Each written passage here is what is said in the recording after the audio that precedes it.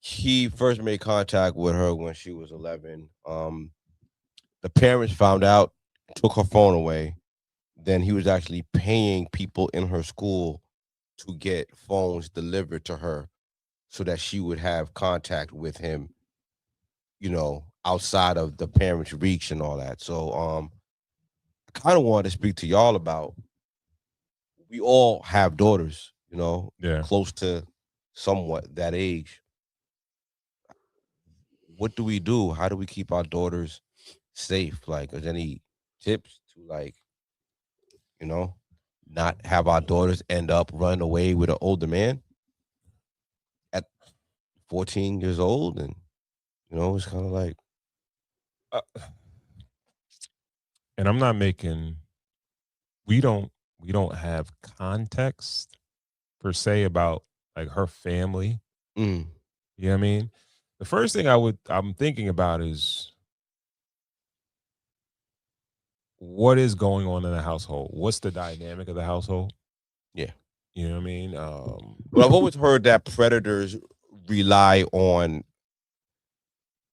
kids that are kind of wayward, kind of from big families, a little poorer, and people aren't really paying They too get much of overlooked a attention lot. to it. Yeah. So I kind of hear that kind of aspect of it a lot. So I don't know Mhm. if she came from that situation, but let's just say that she didn't.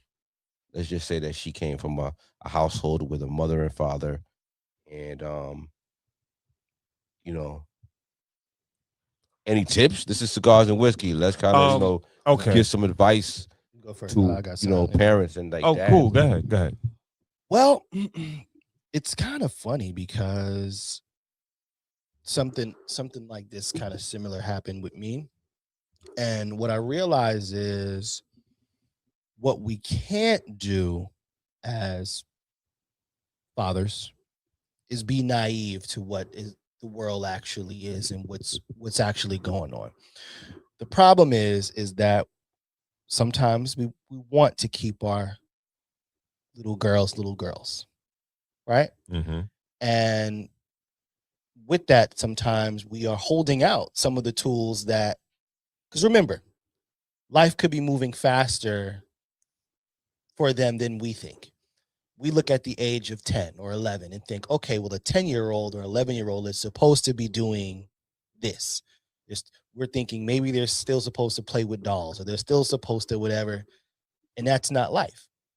And we're late on the tools that they need to navigate relationships. You know, so for myself, I actually had to literally the other day, I had to have a conversation earlier than I thought I wanted to or should have had this conversation. Mm-hmm. I started with words of a great American Haitian descent philosopher goes by the name GB, Mm. and that is the party is always at your house. Mm. And I explained to her, I do. I explained to her, I said, when we have Easter dinner or we have whatever, and everybody comes over and everybody leaves, what are we doing? She's like, oh, we're cleaning up. I said, exactly. Each person that comes into your life, right, could possibly leave a mess that you're left to clean up. And I felt like I was late because of a situation. I was late on delivering the game that I have.